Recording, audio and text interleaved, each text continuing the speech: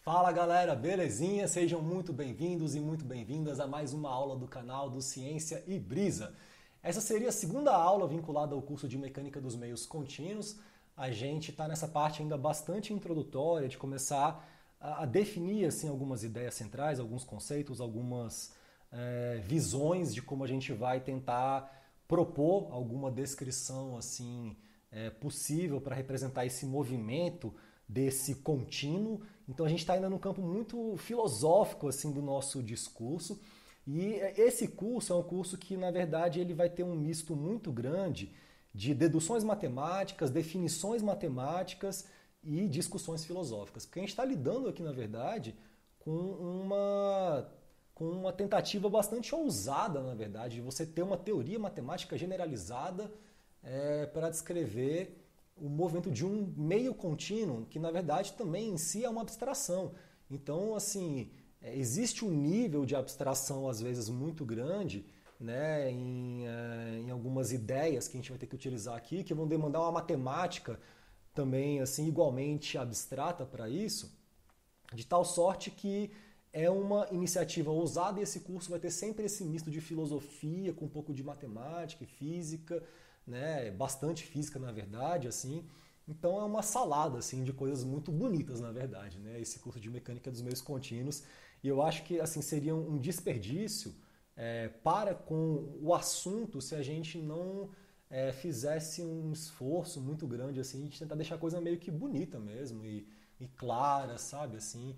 Então eu acho que o nível de aprofundamento que a gente vai entrar em certos conceitos aqui, ele vai talvez dar um pouco também de beleza para o curso. Mas eu queria começar a aula de hoje, então, com uma definição assim do que seria essa mecânica dos meios contínuos, a mecânica do contínuo, continuum mechanics, né?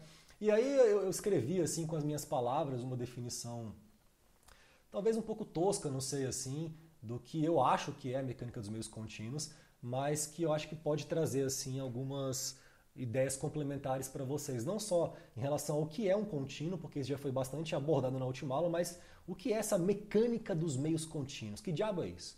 Né? Então eu escrevi assim, a mecânica dos meios contínuos visa a proposição de uma descrição matemática generalizada, então a gente vai estar sempre buscando generalizações das coisas, que represente o movimento de um modelo contínuo idealizado de um material. Então, muitas coisas interessantes. A gente quer estudar o movimento, né, mecânica, movimento, de um modelo contínuo idealizado de um material. Ou seja, a gente quer estudar, de maneira mais geral possível, o movimento de um conceito.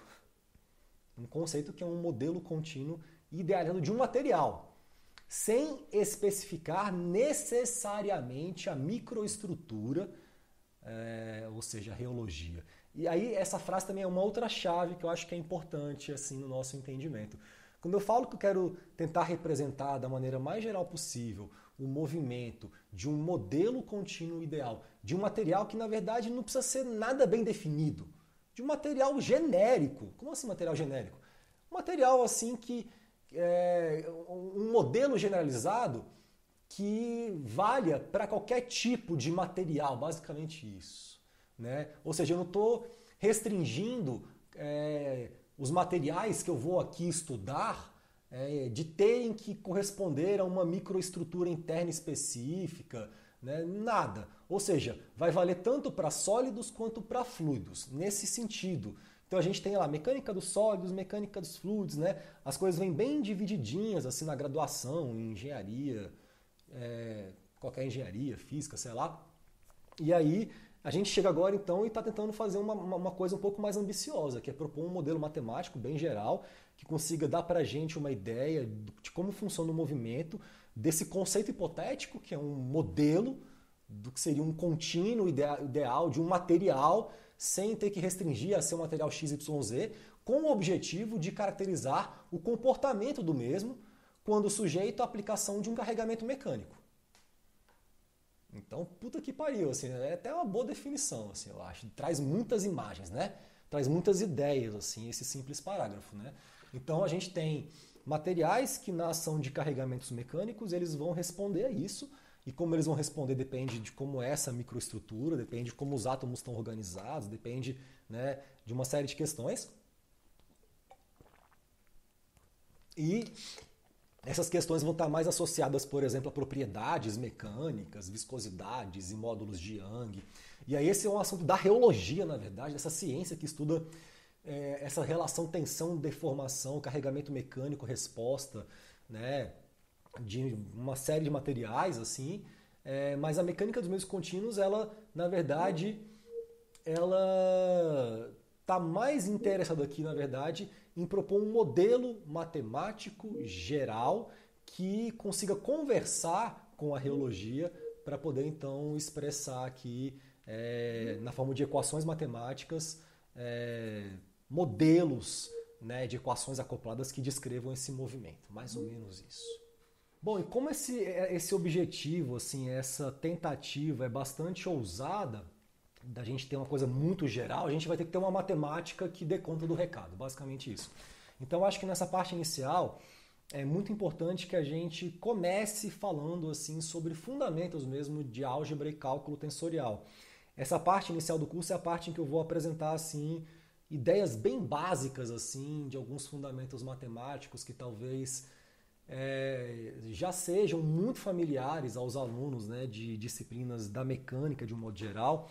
Então, ideias de produto vetorial, produto escalar, etc., assim, vão vir aqui novamente, vão ser repetidas, vão ser enunciadas como se a gente nem soubesse o que esses caras representam, mas a gente vai pegar tudo isso e a gente vai, então, tentando deixar essas definições iniciais um pouco mais gerais, né? E a gente vai começar, então, a ter que desenvolver uma álgebra e um cálculo não de escalares ou de vetores, mas também de quantidades físicas tensoriais. Então a parte inicial do curso de Mecânica dos Meios Contínuos é uma parte de fundamentos, tá?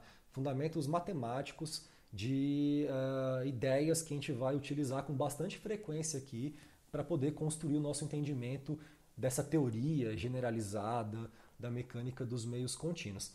E a primeira coisa que eu gosto de passar para os alunos assim nesse curso é notação indicial, que é a ferramenta assim mais importante que a gente vai aqui utilizar. Vai usar o tempo inteiro, basicamente, nesse curso, com muita frequência, para deduzir identidades vetoriais, relações, variações de teoremas integrais, né? Então, a gente vai usar essa ferramenta com bastante frequência para que a gente possa ir construindo assim versões mais gerais, mais sofisticadas de alguns teoremas mais simples, saindo daquele contexto assim muito vetorial, indo para contextos mais tensoriais, tá?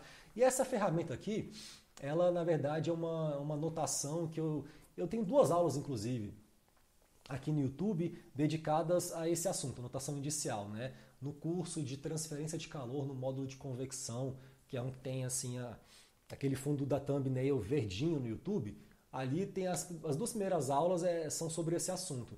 E eu meio que ali introduzo, então, ideias bem gerais do que significa ordem tensorial, assim, algumas questões de nomenclatura, terminologia. Falo também sobre alguns operadores já, sobre o Dato de Kronecker, o Levi-Civita e tal. Coisas que eu vou falar aqui de novo, mas aqui eu já vou meio que partir da premissa de que você já tem algum nível de familiaridade com essa ferramenta, já assistiu aquelas minhas 2 aulas do YouTube sobre o assunto, e vou meio que tentar repetir o que está ali, mas de uma maneira um pouco mais já adequada a se encaixar nesse nosso discurso da mecânica dos meios contínuos, tá? Então essa ferramenta, na verdade, que a gente chama de notação de indicial ou de Einstein, ela no fundo é uma tecnologia simbólica que a gente construiu para poder compactar notações e viabilizar algumas operações muito tediosas, muito grandiosas de quantidades tensoriais no campo da álgebra e do cálculo tensorial. Então é uma tecnologia simbólica de compactação, de notação, para simplificar a vida do cara que está escrevendo ali termos tensoriais, são quantidades físicas ali, que possuem muitas informações, teriam que ser descritas usando matrizes, com termos demais. Então a gente criou uma tecnologia de compactação de notação que depois ela acaba também servindo como uma ferramenta mesmo para esse estudo da mecânica dos meios contínuos, porque aqui a gente vai lidar com quantidades tensoriais de ordem mais alta. É muito comum quando a gente está, de repente, definindo ordem tensorial, e isso chega pela primeira vez para o aluno, assim, e ele descobre que tem tensor de ordem 2, tensor de ordem 3, tensor de quarta ordem, e isso dá meio que um nó na cabeça do aluno, porque ele fica meio assustado com essas, né, com essas quantidades que não parecem nem ser mais físicas, assim, que até seriam difíceis de serem descritas ou representadas usando notação matricial. Então você pensa, por exemplo, num tensor de segunda ordem, né, que você usa para representar, por exemplo, o estado de tensões de um meio. Esse tensor de segunda ordem, esse cara tem 9 componentes, né? Você pega plano e direção, você está no espaço tridimensional, você imagina aquele cubinho lá que representa um pontinho, onde você tem aquele estado de carregamento de tensões e tal, e você vai ter então 3 planos e cada plano 3 direções possíveis. Então dão 9 possibilidades de informações numéricas para você organizar geometricamente numa folha. Você pensa numa matriz 3x3, plano direção, você desenha. Aí quando você chega em tensores de terceira ordem, quarta ordem, como é que desenha isso? Ah, você pode imaginar um tensor de terceira ordem como 3 matrizes 3x3 num arranjo cúbico, mas e daí? Isso vira um... Qual que é o sentido operacional prático? Como é que você tira o rotacional de um tensor desse? Né? Como é que você vai fazer essa conta? Aí então a gente conseguiu inventar uma notação, que é uma coisa genial, para compactar essas informações em formas mais resumidas. E mais do que isso, junto com essa tecnologia de compactação, a gente então também inventou alguns operadores para poder fazer operações já nessa tecnologia e de repente conseguir calcular divergentes, gradientes laplacianos, rotacionais de tensores de quarta ordem e terceira ordem que poderiam representar assim quantidades matemáticas úteis nessa tentativa de descrição generalizada de um movimento, de um modelo contínuo ideal de um material qualquer. Ou seja, é uma coisa bastante profunda essa ferramenta, né? E ela foi, na verdade, introduzida na física pelo Einstein no ano de 1916, que foi o ano que ele publicou o artigo da teoria da relatividade geral. Né? Vocês vão ver aqui que é interessante que, conforme eu for assim, apresentando essa notação, e vão aparecer aqui alguns nomes de algumas pessoas, por exemplo, o permutador de Levi-Cevita, que a gente usa para fazer operações de produto vetorial. E Levi-Cevita, na verdade, foi um amigo do Einstein. O Einstein era um cara que estudou bastante Levi-Cevita. Levi-Cevita tem uma história interessantíssima que eu vou contar aqui mais pra frente, né? Então essa galera estava meio que conectada, assim. O Einstein ele precisou dessa notação para poder trabalhar, né, as suas quantidades físicas, né, que apareciam na forma tensorial durante a tentativa de pegar a teoria da relatividade especial e generalizá-la. Então você percebe que quando a gente está falando de generalização, né, isso parece que leva a um aumento de ordem das grandezas físicas e a uma necessidade de ter uma nova notação para trabalhar com elas. Então como é que funciona essa notação inicial? Vamos pensar aqui num exemplo bem simples. Deixa eu aumentar aqui minha tela. Tenho aqui um sisteminha simples de equações algébricas, tá? Que você poderia representar na forma de um sistema linear, né? Uma matriz A dos coeficientes 3x3, escalar um vetor x igual a um vetor b. Isso aqui é um sistema linear clássico 3x3, assim. E aí a gente tem um monte de informação, um monte de índice possível. Primeira equação, A11x1 mais A12x2 mais A13x3 igual a B1. A segunda, A21x1 e por aí vai. Né? E alguns índices aqui meio que se repetem. Então a gente poderia compactar um pouco isso daqui, numa primeira forma, fazendo o seguinte. Como aqui aparece 1 e 1 como o primeiro índice do A e do B para cada linha, então eu vou escrever A1x1, perfeito? Mais A2x2 mais A3x3 igual a BI. Então peguei essas 3 linhas, coloquei numa linha aqui.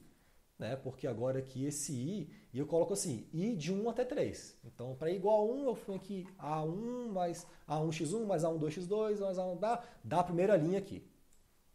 E assim vai, se eu for então pegando e variando i igual a 2, i igual a 3. Mas não está tão compacto aqui ainda, dá para compactar um pouco mais. Uma segunda compactação seria pegar, fazer um somatório em K, porque eu tenho dois índices, né, de A e K, xk igual a BI. Isso para ir de 1 até 3 também. Repare que assim, tem uma questão assim que é sutil e profunda nessa equação aqui. A gente vai dando aula assim, você vai na hora às vezes percebe umas coisas assim que chamam a atenção. Aqui, repare que eu tenho o índice I e o índice K, tenho dois índices. Mas um deles, ele está num somatório, que é o K. E o outro, ele não aparece num somatório, ele aparece depois de uma vírgula, falando assim, para I igual a 1, I igual a 2, I igual a 3. Não estou somando as coisas em I, eu estou fixando um I, pum, e somando em K. Aí depois, beleza, isso aqui é uma linha da equação. Aí eu mudo o I e somo em K, isso aqui é outra linha. Aí eu mudo o I, somo um K, essa é a terceira linha. Então eu tenho aqui dois índices, né? Mas só um aqui vai estar sendo considerado no somatório. E, mais um detalhe, este que está no somatório é o que se repete nesse primeiro termo. É o que está no A e no X. O I está soltinho aqui. Está livre. Não está atrelado a ninguém. Está livrão. Guarda essa palavra. Então essa aqui seria uma segunda compactação. Agora, a gente pode também tentar melhorar um pouco mais, né? O que essa ferramenta pretende fazer, a notação inicial, é compactar ainda mais essa forma de escrever essas equações.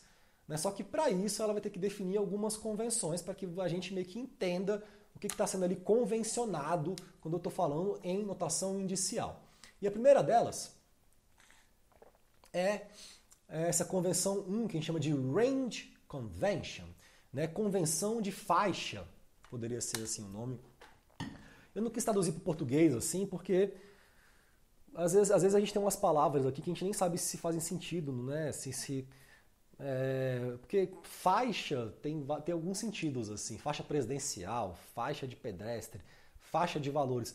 E o range, a palavra em inglês, ela é mais... Ela está falando mais o que ela quer falar mesmo. Então eu achei que ficaria muito solto, convenção de faixa, deixei range convention, mas tem a ver com essa faixa na qual esses índices vão variar, né? Então todos os índices empregados variam de 1 até n. As variações dos índices é de 1 até n, em que n é o número de dimensões do espaço onde o fenômeno físico ocorre, que no nosso caso vai ser 3. Então eu não tenho que ficar falando que I vai de 1 a 3, que o somatório em K é de 1 a 3. É somatório, varia, beleza. É de 1 a 3 porque o nosso espaço é 3D.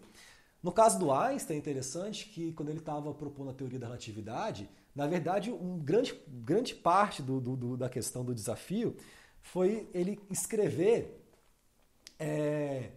os princípios físicos fundamentais, né, que descrevem o movimento das coisas, numa abordagem que considerasse que o tempo não flui de maneira desacoplada do espaço. Ou seja, não tem o tempo como uma variável independente assim, e o espaço aqui, né, como a mecânica newtoniana vinha até então tratando. Ele entendeu que o espaço e o tempo eram meio que a mesma coisa, que estavam acoplados de forma indissociada numa estrutura que é o espaço-tempo. Né? Então ali o espaço dele não é 3D, é 4D mesmo. Então na teoria da relatividade geral, quando Einstein usa a notação indicial, o n vai até 4, não até 3. Mas aqui no curso de mecânica dos meios contínuos vai até 3. Tá? Essa é uma definição. Então essa aqui é a primeira, que é a definição de convenção de faixa. Ou seja, por essa convenção de faixa, né, essa equação 1, que fala que meu índice I varia de 1 até 3, poderia ser compactada dessa maneira. Né? Ou seja, eu não preciso falar que I vai de 1 até 3. Apareceu o I aqui, é de 1 a 3. Agora, a gente tem esse somatório aqui, né, que está falando que o K também vai de 1 até 3. Esse somatório aqui, ele tem uma função que não é só de indicar a faixa em que o K está variando, mas quem é o cara que está sendo somado. É K e não I.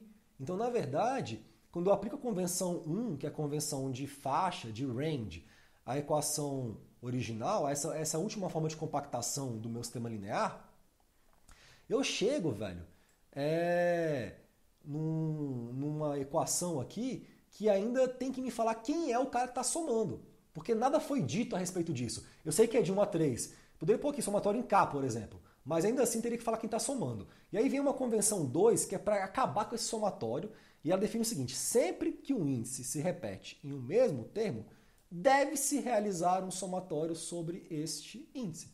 Acabou.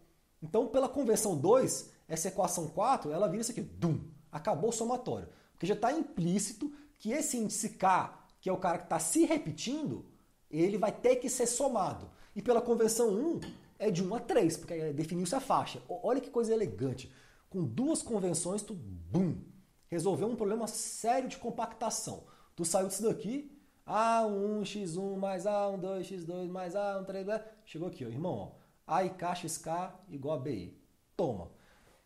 Aí você percebe já que é um poder grande, cara, que essas convenções têm, né, de organizar as informações, de resumir as informações, de representar quantidades matemáticas, assim, às vezes que iriam ser escritas com base em uma quantidade exorbitante de termos em uma linha, em poucas linhas. Então, realmente, a gente tem aqui uma ferramenta muito poderosa. E aí vem algumas terminologias que a gente usa aqui para lidar, então, com essa ferramenta. A primeira delas está associada ao tipo de índice que a gente vai ter aqui. Repare que aqui, nesse exemplo, o K ele se repete uma vez aqui, né, nesse termo, e o I não se repete aqui nesse termo. Ele aparece dos dois lados, mas aqui ele não se repete. O índice que se repete a gente chama de índice mudo, e o que não se repete é índice livre. Lembra quando aqui em cima, quando eu estava falando dessa representação aqui, eu chamei a atenção para o fato de que eu tenho, vou até pôr aqui o zoom, aqui dentro um somatório, que é no termo que se repete, e o termo I, ele não soma, você fixa ele, soma em K, e aí vai para a linha seguinte. Na outra linha, aí o I muda. Então o I ele fica meio que livre do somatório, né? Por isso a gente chama ele de índice livre, que é esse índice aqui que não se repete no primeiro termo. E o K se repete. Aí vem uma outra definição que eu acho que é importante para a gente poder começar aqui a falar o mesmo idioma, que é o seguinte, que aqui a quantidade de índices livres em um mesmo termo, no caso aqui eu tenho um índice livre, que é o I, é igual à ordem tensorial da grandeza que está sendo representada. Então eu tenho aqui um índice livre, o I. Esse cara é um tensor de ordem 1. É assim que a gente fala.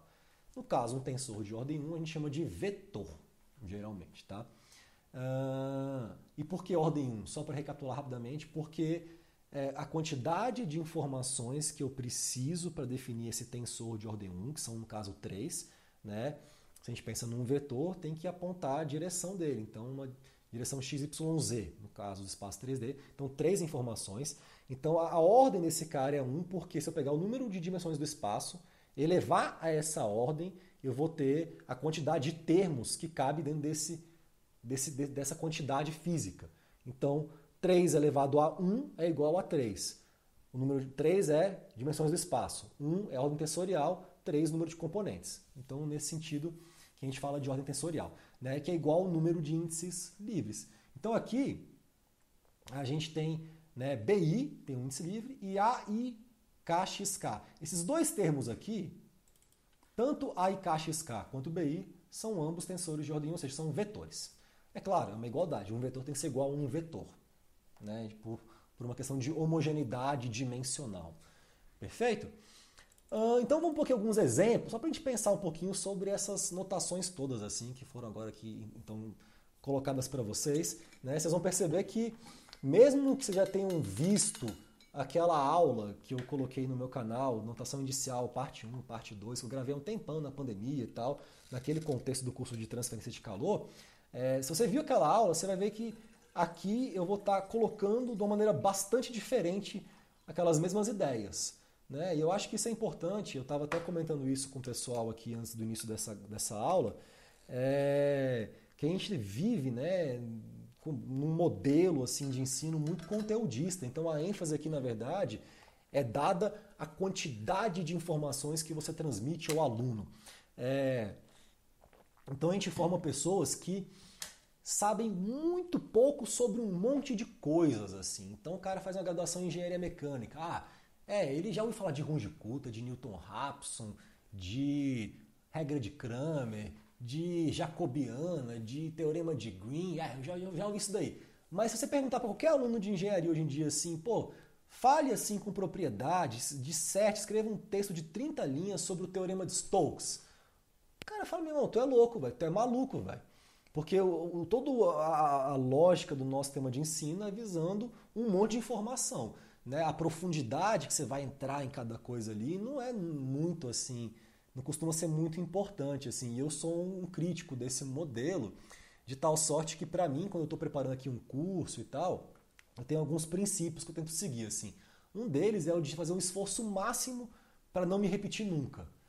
Porque aí, assim, é até uma forma de mostrar respeito pelo conteúdo que eu estou aqui ministrando. Mecânica dos meios contínuos é um conteúdo único.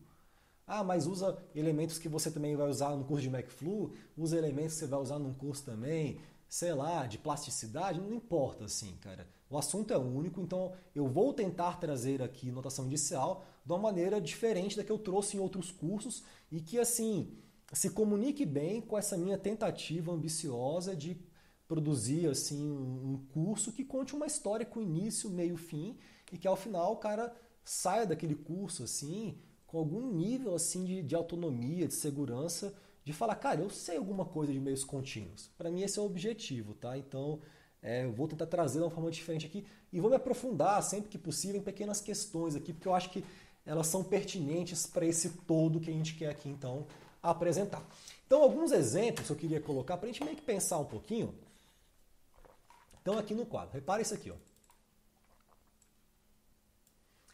Exemplo 1, AK mais BK. Isso daqui é diferente do somatório de K de 1 até 3 de, abre parênteses, AK mais BK. São coisas opostas. Aí você fala, mas por que são coisas opostas? Pelo seguinte motivo. K aqui é um índice livre. Não tem índice que se repete aqui entre os termos que estão sendo somados. Então, quando você pega aqui essa equação 1, o que eu teria é o seguinte, AK mais BK, ambos são vetores, isso aqui vai ter que dar um vetor CK. No fundo, AK mais BK é igual a um CK. E se eu for abrir isso daqui, eu vou ter AK, CK, eu vou ter três equaçõezinhas falando que A1 mais B1 é igual a C1. Isso aqui é uma coisa, uma informação. A2 mais B2 é igual a C2. E aqui A3 mais B3 é igual a C3.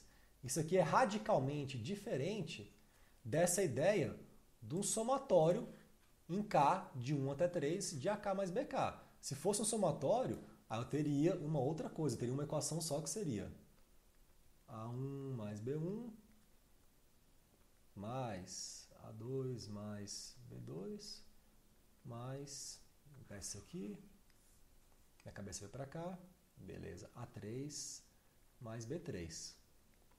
Isso aqui, vetor, esse daqui, escalar, esse aqui é um número. Então são coisas bastante diferentes e é importante a gente tentar pensar um pouquinho assim no que elas realmente significam quando a gente olha para essa questão da notação indicial, tá? Outro exemplo, AKKXK não obedece à convenção soma. Não tem como somar aqui porque fica repetindo o índice demais. Então isso aqui não tem como eu aplicar uma convenção soma aqui dentro desse termo. Eu vou somar, né, sobre aqueles termos que se repetem em dois índices. Não pode ter mais de um que se repete. Né? Então, se fosse AIKXK, isso obedece à convenção soma. AJKXK, não tem problema. Agora, AKKXK, isso aqui não faz parte do arcabouço da notação indicial. Outros exemplos legais é o seguinte, esse 3 e o 4. Aqui eu teria assim, um somatório em J de 1 a 3 e em I de 1 a 3 de A e J, B e J. Isso eu posso fazer de acordo com a convenção soma, porque o J se repete aqui e o I também. Então eu posso pôr aqui dois somatórios. São dois os índices que se repetem direitinho sem nenhum tipo de violação. Então isso aqui está ok. Se fosse 3, A, I, K, B, J, K, C, K, I, Beleza, o I repete aqui, o K repete aqui e aqui repete o J. Cada um repete com algum vizinhozinho ali. Isso aqui também obedece à convenção soma. Agora, uma pergunta que eu deixo para vocês pensarem em casa, né? E que eu acho que eu não vou nem responder aqui não, vou deixar para pensar. Quantos índices livres e quantos índices mudos existem nas operações 3 e 4? Então, quantos livres e quantos mudos? E qual seria a ordem tensorial dessas expressões? Esse é para vocês pensarem em casa. Eu posso responder aqui se alguém tiver dúvida depois, tá? Outra questão também que surge quando a gente aplica então as convenções de notação indicial é essa ideia de substituição. Então deixa eu dar aqui um zoom. Se eu tenho um vetor A, AI igual a alfa e J, BJ, então aqui esse cara realmente é um vetor, eu tenho um índice livre aqui, eu tenho um índice livre aqui e tenho um índice mudo aqui também. Tá? O J é índice mudo, o I é índice livre. Aqui eu tenho então esse cara é um vetor. E BI, que seria um beta IJ, CJ, então são dois vetores formados pela combinação de produtos de tensores de segunda ordem por vetores. Né? E aqui, inclusive, a gente vai ver mais para frente qual foi a operação feita entre alfa e J e BJ para que esse índice J tivesse ficado igual nesses dois caras aqui. Mas enfim, se eu tenho um vetor A e um vetor B, e esses vetores são dados, né, por produtos de tensores por outros vetores, eu posso escrever A em termos de C usando B. Aqui, da seguinte maneira. Ao invés de colocar aqui BI, porque aqui aparece BJ, eu vou escrever na segunda equação, chamar I de J. Só que se eu chamar I aqui de J, o que é aqui J do outro lado, eu vou chamar de K, então, de uma outra coisa. Então eu poderia escrever aqui, em vez de só fazendo uma mudança do nome do índice, ou seja, tanto faz CI, CJ, CK, CL, CM, o lance que importa é onde ele aparece nos termos aqui. Então eu vou chamar esse I aqui de J, esse J aqui de K. Eu teria então BJ igual a beta JK CK. Beleza, aí você pega agora esse BJ e taca ele bem aqui já no termo inicial do A, de forma direta, e vai ter que AI seria alfa IJ beta JK CK. Se a gente fosse, na verdade, escrever essa operação aqui que eu fiz entre esses tensores e vetores, eu teria esse cara sendo escrito em notação vetorial, notação de Gibbs, que a gente também chama, dessa forma. A alfa, eu uso essas duas barrinhas aqui embaixo, paralelas, para representar a ideia de que alfa é um tensor de segunda ordem. Né? Escalar beta, então esse pontinho escalar ele é fundamental porque ele indica uma operação matemática que está sendo feita entre esse tensor e esse tensor, né? E essa operação ela vai ter impacto sobre a ordem tensorial dessa grandeza, até porque a gente já viu que ordem tensorial tem a ver com a quantidade de índices livres e se a gente está usando notação indicial e tem que ter índices livres e índices mudos e obedecer à convenção soma, etc., a gente consegue simplesmente, olhando quais são os índices que se repetem, aonde eles se repetem aqui, inferir qual foi a operação que teve que ser feita entre essas quantidades para que no final tivesse, né, esse vetor A sendo escrito em termos de alfa, beta e C dessa forma. Ou seja, eu tenho aqui um pontinho entre alfa e beta, uma operação de produto escalar, e tenho aqui um outro pontinho entre tudo isso daqui e C. Esses pontinhos que muitas vezes, às vezes o aluno está vendo isso aqui e ele acha, não, mas isso aqui é um detalhe, isso aqui não precisa indicar. Isso é o que faz a diferença, assim, quando você pega uma prova e fala, tá, esse aluno aqui, ele entendeu a mecânica dos meios contínuos, esse aqui não entendeu.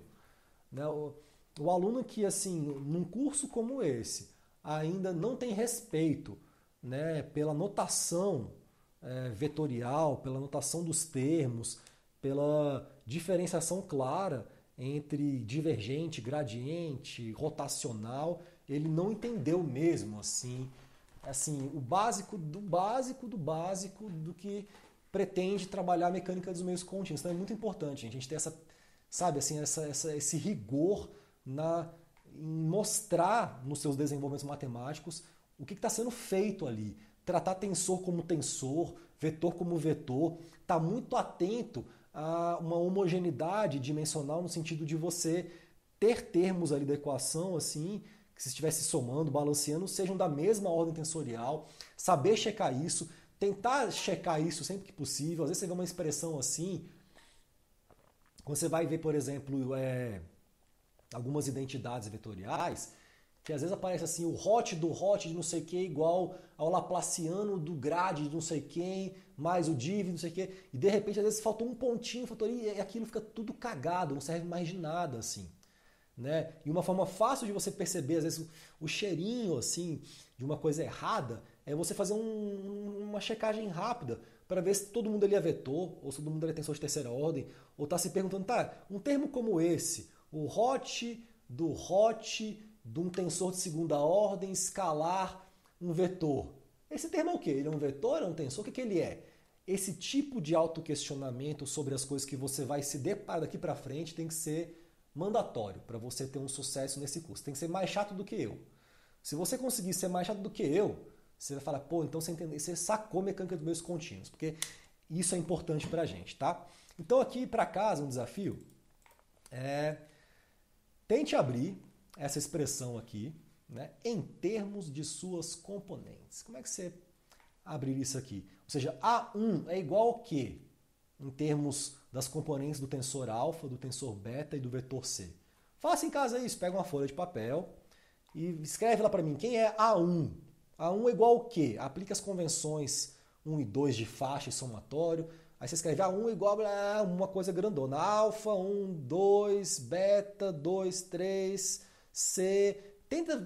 Aplica isso sobre esse termo e depois me fala o que você achou. E você fala assim, caralho, velho, realmente, notação inicial compacta bem as coisas, velho. Pô, dá uma boa compactada, porque você vai ficar um negócio bem grande isso daí. Então faça em casa esse teste, né? Aos alunos que estão, assim, na verdade, acompanhando esse curso sincronamente comigo aqui pela Universidade de Brasília, é para fazer mesmo. Pode até colocar, vou colocar como estudo dirigido. Tudo que eu vou aqui na aula de hoje falar assim, em casa, tente fazer isso e tal, é para fazer, para escanear, e você manda para mim lá no ambiente virtual da UNB e tal, pelo Aprender, né, Aprender 3, e aí eu vou abrir um espaço lá, estudo dirigido 1. Você organiza lá e tal, porque aí você vai começar a ter que fazer alguns testes, treinos, você vai começar a se familiarizar, né, com o assunto assim, e perceber também as vantagens de usar a notação indicial, tá? Então isso aqui é para fazer. Bom, uma outra consequência dessas notações é a ideia de multiplicação. Então aqui, isso aqui é uma ideia mais simples ainda, se eu tiver, por exemplo, P igual a AMBM e C igual a CMD... Tá errado aqui, ó. Isso aqui era para ser N de nariz, mas aqui eu corrijo na hora, porque agora eu aprendi que eu consigo usar LaTeX, velho. Aqui, fi. Fiquei tão feliz com isso quando eu aprendi que eu podia usar LaTeX nesse negócio aqui. Tem só que achar quem que é o Q. E Q igual a CN de nariz, DN de nariz. Então, PQ, agora sim, tá? Esse é o Brasil que a gente quer. Então, beleza. Se P igual a MBM, então P é um número, não tem nem índice esse P, né? E porque a gente também não tem nenhum índice livre aqui. Quando você pega uma expressão só tem tipo índice mudo, que nem a MBM, esse cara é um escalar. Porque a quantidade de índices livres é 0 e 3 elevado a 0 é 1. E 1 é o número de informações que você precisa para definir um escalar. 37 graus Celsius. Acabou. Não tem direção x, y, z, é 1. Então você tem, sei lá, P, AMBM e o Q, que é CN, DN. Então esse produto PQ ele vai ficar AMBM, CN, DN. Tá? Direto. Porque é como se estivesse fazendo multiplicação de escalar mesmo. Então dane-se. Tá? E aí para casa, de novo também, tente abrir essa expressão em termos de suas componentes. Eu quero ver A1, A2, B1. E você me fala depois assim, aí você fala, caramba, realmente a notação inicial é top. Bom, galera, espero que até aqui então estejam conseguindo assimilar bem as ideias e tal. Agora a gente vai entrar numa outra questão fundamental, que são os operadores importantes em notação inicial. E eu vou começar então com uma informação aqui fantástica para vocês, que é a seguinte.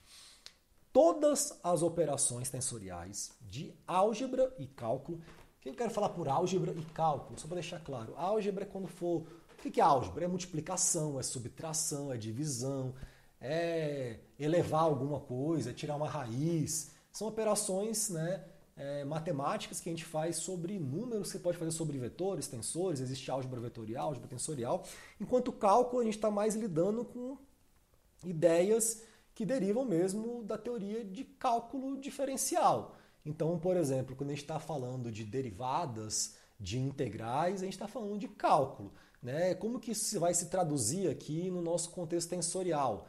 Isso vai vir na forma do operador gradiente, operador Nabla, então divergente, rotacional, laplaciano. Né? E quando envolve esse cara e tensores, isso eu chamo de cálculo tensorial. Então, tirar o rotacional de um tensor de quinta ordem, isso é uma operação de cálculo tensorial. Né? Tirar o divergente de um tensor de sexta ordem, isso é uma operação de cálculo tensorial. Tirar o grade do grade do grade do grade de um tensor de segunda ordem, isso é uma operação de cálculo tensorial. E tudo isso meio que existe, tá, galera? Lembre-se que aqui, cara, a gente está querendo generalizar as coisas, né? Então a derivadinha ali, df dx, aqui ela pode virar o grade do grade. Assim, essas questões das generalizações, cara, elas são muito, muito interessantes. Então quando a gente vê, por exemplo, série de Taylor, né, aquela coisa lá do cálculo 2, assim, e aí a gente vê para uma função f de x. Né, e depois quando você vai estudar algumas coisas mais complexas, tipo microhidrodinâmica, você está lá estudando como você vai representar, por exemplo, o distúrbio de velocidade produzido na superfície de uma esfera, quando você tem uma outra partícula aqui no fluido viscoso, aí tem uma solução ali que você usa transformada de Fourier, das equações de Stokes, a coisa vai crescendo, vai ficando mais complexa. Chega um ponto ali que você faz um negócio que parece uma magia, chamada expansão multipolo e tal, em que ali, pela primeira vez, eu vi na minha vida, assim, com muito espanto, uma série de Taylor sendo utilizada de uma maneira tensorial, em que, enquanto uma série de Taylor tinha ali, por exemplo, sei lá, derivada primeira de uma função vezes um dx, mais a derivada segunda sobre 2 fatorial vezes um dx2, mais uma derivada terceira sobre 3 fatorial, não sei o quê. Ali aquelas derivadas segunda, terceira, vinha na forma de um grade, de um grade, de um grade, do grade, do grade, do grade, do gradiente, do gradiente, do gradiente, do gradiente. E aí, para você manter uma homogeneidade dimensional, tensorial entre os termos, apareciam ali, nesses casos mais gerais, um produto escalar simples, um dotzinho, um produto escalar duplo, um dot-dot. Aí tinha dot, dot, dot, dot. Você tinha produtos escalares de ordem bastante alta e que naquele contexto aquilo ali era fundamental, apesar de muito abstrato, para eu conseguir chegar num resultado, num teorema físico útil para eu poder resolver esse problema de interação de duas esferas no fluido viscoso. E aí você começa a entender, então, que essa generalização ela leva a uma nova forma de você olhar para coisas antigas. Então, né, como é que a gente soma tensores de ordem muito alta, subtrai? Como é que você tira a raiz quadrada de um tensor de segunda ordem? Né? Como é que você tira uma raiz cúbica de um tensor de quinta ordem? Qual que é o significado de uma raiz de um tensor? Então, tudo isso a gente vai tentar colocar aqui nesse curso de meios contínuos. Por isso as primeiras aulas vão ser bastante fundamento matemático. E vai ser isso mesmo. Uma boa parte do curso vai ser isso, porque eu acho que é bastante importante. Porque eu sinto que se o aluno ele não consegue penetrar nesse nível de abstração, ele lá na frente não consegue entender as coisas direito. E também não consegue não só não entender, mas também não consegue se encantar com as coisas, não consegue, sabe, ver beleza, ficar de cara, assim. Eu acho que uma das melhores assim métricas para você avaliar como professor se o curso está indo no sentido certo é ver o aluno ficando de cara com as coisas. Assim. Isso é muito bom. E para ele poder ficar de cara e se espantar e se interessar, ele tem que entender essas bases todas. Então, o que eu estou falando é o seguinte, que no nosso rolê, quando a gente pensa em notação indicial, todas as operações que a gente vai ter que fazer aqui, elas podem ser realizadas através do uso de apenas 2 operadores, o delta de Kronecker e o permutador de Levi-Civita. Né? Um chama-se operador delta de Kronecker, o outro chama-se permutador de Levi-Civita. Aqui eu tenho o Kronecker e tenho o Levi-Civita. Eu estava fazendo aqui uma pesquisa bem rápida sobre esses caras no Wikipedia, né? E eu, cara, tava vendo assim como que é interessante a vida dessa galera. Esse cara aqui, o Kronecker, né? Quando você olha a vida dele assim, esse cara, ele adorava matemática, mas ele tinha vários interesses e tal, ciência, história, filosofia, tinha interesses muito vastos, assim, diversos, né? E aí ele fez, ó, virou estudante em Berlim. No começo não era matemático o lance dele, gostava muito de astronomia, de filosofia. Passou um verão lá em Bonn, estudando astronomia, depois foi mexer aí com matemática mesmo em Berlim, né? Aí estudou com um cara que é o Dirichlet, aí você lembra de Dirichlet, de condição de contorno de Dirichlet, de equações diferenciais, né? Essa galera toda que a gente vai vendo assim quando a gente está estudando, né, física no nível mais profundo, é muito legal ver como eles meio que um conhece às vezes o outro, deu aula para esse cara, né? Você vê essa rede acontecendo mesmo. E aí a tese dele foi em, né, teoria dos números algébrica, né? Então álgebra de números, enfim, sobre a supervisão do Dirichlet. O que eu acho fantástico, assim, cara, na história do Kronecker, é que depois que ele se formou, ele não conseguiu, não continuou mexendo com pesquisa, nem teve carreira acadêmica, ele voltou para casa, foi gerenciar uma fazenda, cara, né, que o tio da mãe tinha construído, né, e aí virou empresário, ganhou dinheiro e tal. E aí ele, assim, durante muitos anos, ele focou em administração de negócio e tal, e embora tenha continuado a estudar matemática como um hobby, né, e se correspondia com o Kammer, que era o cara que orientou ele nessa época não publicou nada matemático, ele ficou lá na fazenda, mexendo com o negócio e tal, ganhando dinheiro, tinha matemática como um hobby, estava interessado, estava por dentro, se comunicava com um cara que orientou ele lá em Berlim e tal, mas não publicava nada, assim, né? E aí, no ano de 53, ele escreve uma memória, né, sobre a solubilidade de equações algébricas, na verdade associado ao trabalho do Galois também, de teoria das equações e tal, e fica naquele rolê, assim, ele ganha muito dinheiro, assim, na atividade empresarial, né, conseguiu ficar, né, financeiramente bem confortável e tal, e aí ele depois volta para Berlim e ele começa a trabalhar com matemática, assim, como professor particular, privado e tal, né, e aí volta a ter contato com o Dirichlet e tal, e no fim da vida, assim, cara, ele foi publicando alguns artigos depois que ele faz esse retorno à matemática, e tem uma parte que eu acho que é muito interessante, que depois que ele volta a publicar matemática, assim, né, ele foi eleito membro da Academia de Berlim e tal, e embora ele não tenha tido assim, nenhuma posição oficial na universidade e tal, ele tinha o direito, como membro da academia, de dar algumas aulas lá em Berlim, na universidade. Ele não era professor da Universidade de Berlim, né, mas ele podia dar aula lá porque ele era membro da academia, e ele decidiu dar aula. Você vê assim o interesse do cara pela coisa, né? De querer estar na matemática, de querer estar perto, assim, saiu, foi ser empresário, ganhou dinheiro, mas voltou para matemática, assim, né? E aí quando o Riemann morre nos anos 60, né? O Riemann aqui das sombras de Riemann e tal, a galera oferece ao Kronecker, né, uma cadeira de matemática na Universidade de Göttingen. Göttingen é famosa assim por ter assim uma tradição mesmo, matemáticos, tá? Né? Gauss esteve em Göttingen, pra você ver assim o nível da coisa, né? Mas ele meio que se recusou, queria ficar só na academia e tal, e foi só assim 20 anos depois, olha isso que interessante, quase 20 anos, né? Que quando o Kammer, que era o cara que correspondia com ele, que era o antigo orientador dele, professor dele e tal, né? Quando o Kammer ele morre, aí o Kronecker ele é convidado para ser professor da universidade e aí vira professor normal, comum ali, né? Então uma história bem interessante assim desse cara. E aqui eu tenho também o Levi Civita, né? Que é o outro cara que aparece também quando a gente define as operações e tal, que está mais associado à operação de produto vetorial. E o interessante desse cara é o seguinte, cara, que esse cara ele foi professor de mecânica lá em Pádua, né? Na Itália, se muda para Roma em 18 e em 38 ele foi destituído do cargo pelo regime fascista. Para você ver assim que coisa horrível, né?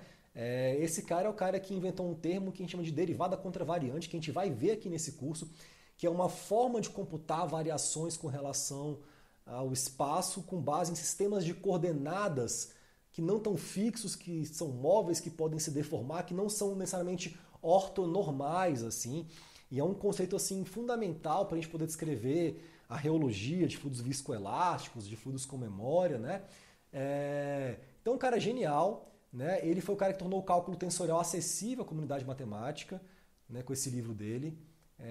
O Einstein foi o seu leitor mais famoso, foi o cara que teve que ler bastante da obra do Levi-Cevita para poder ter a matemática necessária para poder generalizar a teoria da relatividade. Então a gente tem esses dois caras aqui, né, o Leopold Kronecker e o Tullio Levi-Cevita, que na verdade definiram dois tipos de operadores que a gente vai utilizar aqui nesse curso para fazer operações de produtos vetoriais, escalares. Um deles é o Data de Kronecker, que a definição muito simples é a seguinte: esse cara, ou ele vale 0 ou ele vale 1. Ele vale 0 se I for diferente de J, e ele vale 1 quando I for igual a J. Um cara binário, 0 ou 1, sobre essas duas condições. Ponto.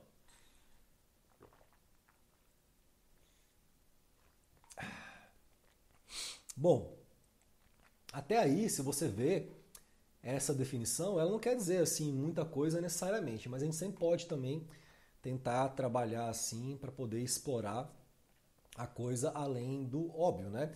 Então, para a gente entender um pouquinho melhor a extensão das consequências dessa definição desse cara, né? E algumas aplicações possíveis para essa definição, vamos pegar aqui um sistema de eixos ortonormal. Então, aqui eu tenho meu sisteminha de eixos, é 1, é 2, é 3. Já vou começar a usar 1, 2 e 3, assim, em vez de x, y, z em alguns casos, para poder estar falando uma linguagem mais próxima da notação inicial, tá? Mas é claro que seria x, y, z, no caso 1, 2 e 3. Então aqui você repara o seguinte, que nesse caso, se eu faço E1 escalar E2, esse cara é 0 porque esses caras estão defasados por um ângulo de 90 graus. A gente já viu, né, que a operação de produto escalar, ela está associada a um cosseno, né, do ângulo formado entre esses dois caras aí. Então, o cosseno de 90 é 0, de tal sorte que E1 escalar E2 é 0, E2 escalar E3 é 0, né, E1 escalar E3 é 0, mas E1 escalar E1 é 1. Porque não só esse cara é finito e não nulo, quanto ele é unitário, porque o meu eixo é ortonormal. E cada um desses três vetores de base, ele tem módulo 1 e eles estão defasados por 90 graus, assim, tá? Perfeito. Então, nesse caso aqui, se eu for fazer EI escalar EJ, pensando que I e J são índices que podem variar de 1 até 3, né? I pode ser 1, pode ser 2, pode ser 3, J também. Esse cara aqui vai ser igual a 0, né, quando I for diferente de J, e vai ser igual a 1 quando esse cara for igual. I escalar I, né, ele vezes ele mesmo, né, seria isso.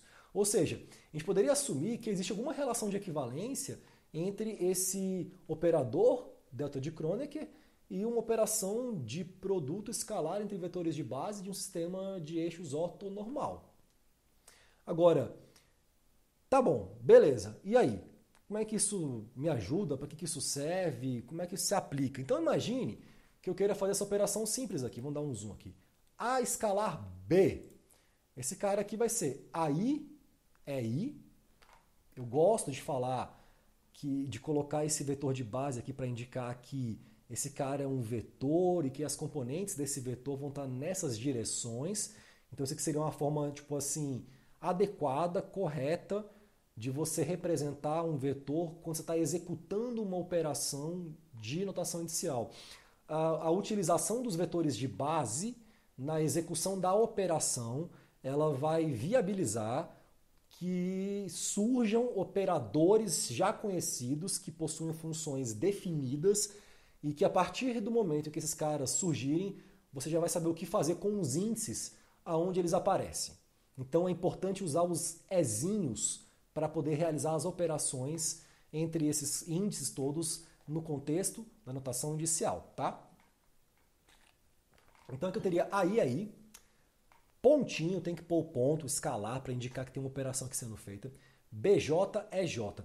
Como é que eu trabalho essa operação aqui? Eu ponho AI BJ, aqui eu fecho um parêntese e eu ponho aqui EI escalar EJ.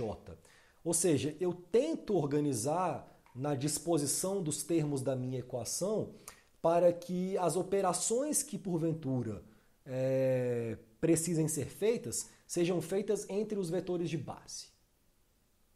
Pode crer? Então eu ponho até aqui esse parêntese para falar, cara, eu vou operar entre os Zezinhos.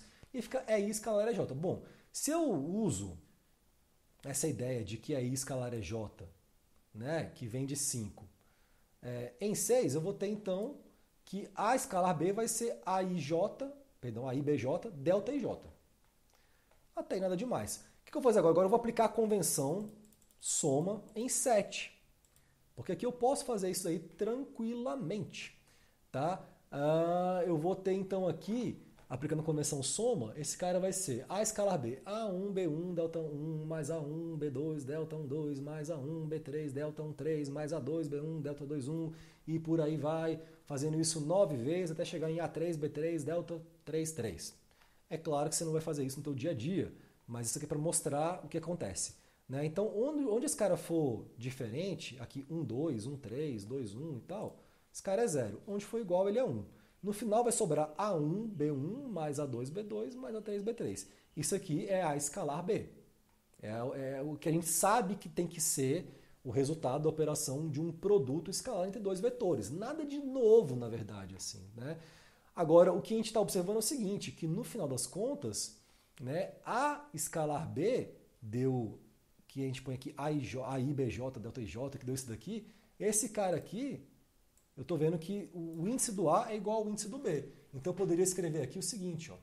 Cadê meu mouse? Venha para cá, meu filho.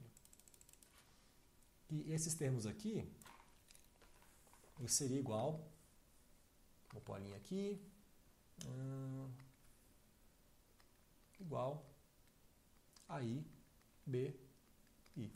Então, o que eu tinha aqui era A, vamos pôr aqui, ó. Eu tinha esse cara aqui, cadê minha caneta? Eu tinha esse cara aqui, ó. AIBJ delta IJ. O que esse cara virou foi isso daqui. Então, no final, o que o delta fez aqui?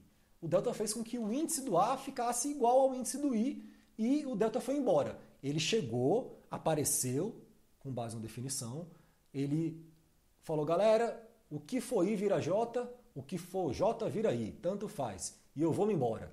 Ele manda essa magia, o que é I vira J, ou tanto faz, e ele vai embora e ele desaparece. Então o que ele faz no fundo é uma contração de índice, ele força dois índices, ou os índices que aparecem nele, a serem iguais nos termos da equação. Isso vem do caso mais simples, dois vetores e tal. Mais para frente a gente pode ter delta IJ, delta JK, delta KL, vários índices diferentes aparecendo juntos, multiplicando entre eles. Eu posso operar entre deltas e a coisa pode ficar muito mais interessante assim, conforme a gente for evoluindo aqui na nossa construção de ideias bem gerais sobre como o contínuo se comporta. Então, informações. Sempre que houver aqui, então, a realização de uma operação de produto escalar, o operador delta de Kronecker surgirá naturalmente. Teve um pontinho ali, vai aparecer um delta de Kronecker, isso daí você não tem erro, é o que vai acontecer. Tá? E a segunda informação aqui, que a gente vai ter, é que sempre que este operador surgir, ele indicará uma operação de contração de índice, ou, de outra forma, sempre que dois índices se repetirem em um mesmo termo, este é um indício da ocorrência de uma operação de produto escalar. Então, assim, quando ele surge, ele faz uma contração de índice. Ele aparece, ele lança sua magia, ele obriga aqueles índices a serem iguais e ele vai embora. Por um outro lado, você pode também pensar o seguinte, que se eu estou vendo uma equação em que tem ali A e KXK, é porque esse cara teve que fazer isso em algum momento. Então ele apareceu. Então teve uma operação em algum momento de um produto escalar. É o caminho inverso que a gente faz para, ao bater o olho e olhar para uma equação em notação inicial, a gente saiba traduzi-la em notação vetorial também, saber o que aconteceu aqui para que esse cara tivesse esses índices desse jeito nesse termo. Quais foram as operações ali dentro implícitas? Né? Então, um conhecimento dos operadores vai te dar essa visão. Pois bem, assim, o que mais que a gente pode falar também sobre o delta de Kronecker? Eu cheguei no ponto em que acabou-se já a lousa pronta, eu vou ter que escrever algumas coisinhas aqui para poder dar um desfecho para essa aula, poder dar uma finalização assim adequada, né, para a aula de hoje. A gente também poderia, deixa eu escrever aqui, a letra 12 ou 10. Tá bom aqui. Podemos também utilizar o operador delta de Kronecker numa outra forma de representação. Como por exemplo, aí eu vou dar aqui um exemplo. Eu posso também escrever esse operador e fazer uma coisa diferente, que é isso daqui. Deixa eu pôr um zoom maior aqui para ficar mais fácil escrever. Pegar e fazer, por exemplo, delta e j. E por aqui é i, é j. Quando eu coloco esse operador e eu indico na frente dele esses dois vetores de base, E e EJ, eu poderia representar então esse cara numa visão matricial usando essa lógica aqui de plano e direção. Então a gente pode pôr aqui, ó, plano e direção, apesar de que na verdade isso aqui não é bem plano e direção, isso seria mais ou menos, vamos pôr assim, linha, isso aqui coluna, são duas formas de ver. A gente fala plano e direção no sentido mnemônico. Porque quando você lembra do cubinho, do estado de tensão, você lembra que plano e direção eles aparecem de uma certa maneira numa representação matricial. Mas aqui por enquanto seria linha e coluna. Então para indicar a posição em que esses caras vão aparecer, caso eu queira construir esses caras em termos de uma matriz, seria delta 1, 1, delta 1, 2, delta 1, 3, aqui delta 2, 1, 2, 2, 2, 3, aqui delta 3, 1, 3, 2, aqui, vem aqui, delta, oh meu Deus, oh, crash, bug total, eu estou numa fase assim com muita dificuldade tecnológica, confesso, na minha vida. Restaurar, tomara que ele funcione, vamos ver, meu Deus, tem que ficar salvando as coisas, cara. Eu tô com um problema assim, de internet, de energia, de placa-mãe, de tudo que você pode imaginar na sua vida. Opa, salvou. Que maravilha. Não, meu filho, salve no lugar certo, que é área de trabalho, lousas. Vocês reparem que eu tenho uma pasta aqui que é trabalhos que alimentam a alma. O que será que seria isso, hein? Vou deixar aqui o mistério. Lousas. Acho massa lançar assim uma coisa, fiquem curiosos.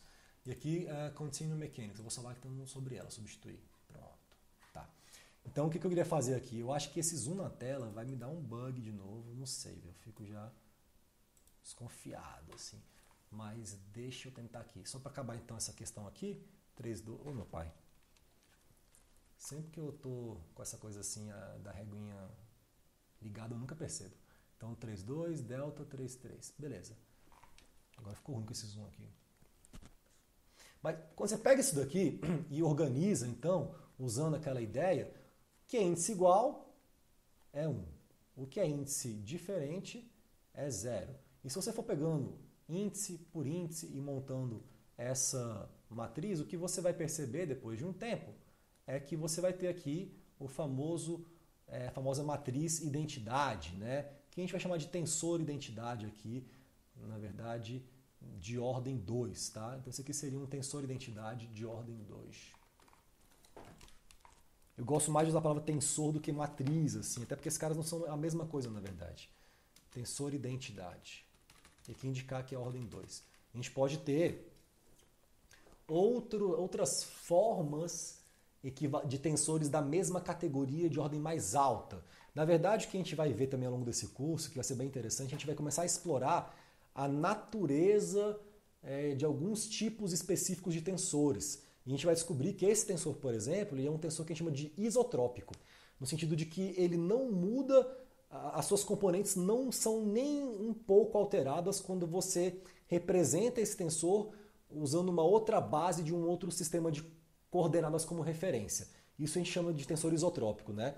Então a gente vai ver que esse cara é um tensor isotrópico de ordem 2, e a gente vai ver ao longo desse curso que tem tensores isotrópicos de ordem 3, 4, e a coisa também vai crescendo, ou seja, aqui o rolê realmente é a generalização. Para resumir, o que a gente está querendo falar aqui é o seguinte, velho, que o operador delta de Kronecker também é utilizado para a representação do tensor identidade. Então, para casa, como última tarefinha, assim, para a gente acabar assim, essa exposição de hoje, deixa eu colocar aqui assim, para casa, 2 pontos. Eu gostaria que você fizesse o seguinte, abra a seguinte... Deixa eu pensar em mais uma coisa aqui, deixa eu pensar... as seguintes operações realizadas em notação indicial. Então eu quero que você realize e que você abra todos os deltas de Kronecker, né? Abra todos os termos do operador delta de Kronecker, isso, para as seguintes operações realizadas em notação inicial. Beleza. Então, essa aqui vai ser a última tarefinha para a gente acabar a aula de hoje. Vou pôr assim, uma setinha aqui, pronto. E aí eu vou dar um zoom aqui, bem embaixo da tela. Salvar antes, porque a gente nunca sabe.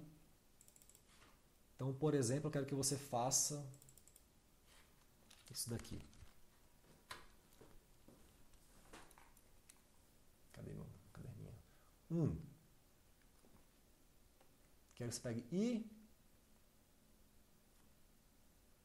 escalar A. Abre isso daí usando esse operador. Quero que você faça uma para casa também legal. Tente tirar o seguinte, o gradiente, não, melhor, o divergente de um escalar I, pronto.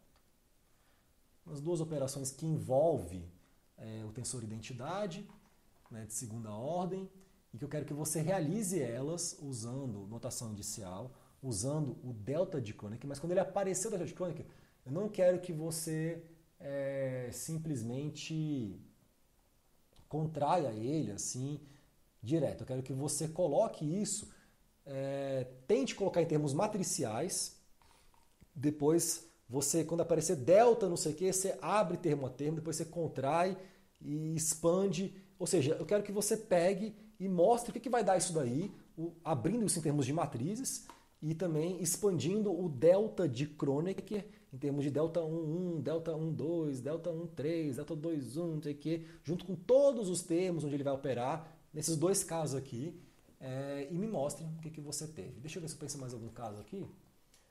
Divergente de alfa. Fazer um terceiro caso aqui, que na verdade não é exclusivo do delta de Kronecker, mas que também tem a ver com a aula de hoje. Faz também isso aqui, ó.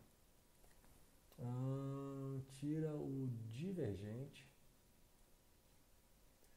Então vou repetir alfa e mais um B escalar C. Essa aqui vai ficar legal. Tô pensando aqui na hora, bolando um aqui pra galera treinar um pouquinho isso daí. Então, meu pai, vem comigo junto. Isso, B escalar C. Então aqui, alfa I. Deixa eu até fazer um negócio melhor aqui. Eu vou tirar esse parênteses e vou colocar um colchetes, que eu quero pôr aqui um outro parênteses. Então aqui eu vou pôr esse cara aqui, mais isso daqui, que multiplica. Deixa eu colocar aqui, B escalar C. Quero pôr aqui um tensor de segunda ordem. Pronto. Beleza. Abre isso daqui. Tenta desenhar isso matricialmente, em termos de cada componente.